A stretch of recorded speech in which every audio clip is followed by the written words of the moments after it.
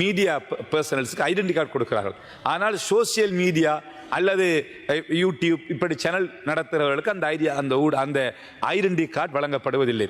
சில நல்ல YouTube channel இருக்கிறது, நல்ல ஊடகங்கள் இருக்கிறது, சோசியல் மீடியாக்களிலே அதிகமான மக்கள் மத்தியிலே நல்ல செல்வாக்கு மிக்க அப்படி நல்ல அப்படியானவர்களுக்கு நீங்கள் இன்ஃபர்மேஷன் டிபார்ட்மெண்ட்டின் ஊடாக ஐடென்டி கார்டை கொடுக்க முடியுமாக இருந்தால் அவர்களுடைய பணிகளை செய்வதற்கு இலகுவாக இருக்கும்.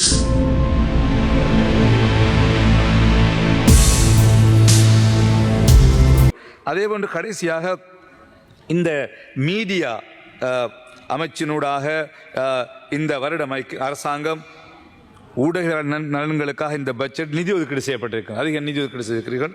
இந்த நன்மைகளை வடக்கு கிழக்கில் உள்ள தமிழ் பேசும் பிராந்திய ஊடக அடையக்கூடிய நடவடிக்கை எடுக்க வேண்டும் என்ற கடந்த காலங்களில் இவ்வாறான வீட்டு திட்டங்கள், காணிகள் போன்ற வழங்கப்பட்ட போது கூட ஊடகவிய வடகிழக்கில் உடவியலாளர் அல்லது மட்டக்களப்பிலே முஸ்லீம் உடனும் புறக்கணிக்கப்பட்ட சம்பவம். ஆகவே கௌரவ அமைச்சர்களே, இந்த நன்மைகளே வடகிழக்கிலே இருக்கின்ற யுத்தத்தால் பாதிக்கப்பட்ட அவர்களும் அந்த ஊடக அடையக்கூடிய நடவடிக்கை. அதே போன்று அரசாங்க தகவல் திணைக்களம் அந்த மீடியா பர்சனல்ஸுக்கு ஐடென்டி கார்டு கொடுக்கிறார்கள்.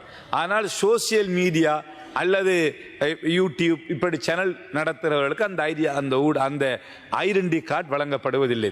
சில நல்ல யூடியூப் சேனல் இருக்கிறது, நல்ல ஊடகங்கள் இருக்கிறது, சோசியல் மீடியாக்களிலே அதிகமான மக்கள் மத்தியிலே நல்ல செல்வாக்கு மிக்க அப்படி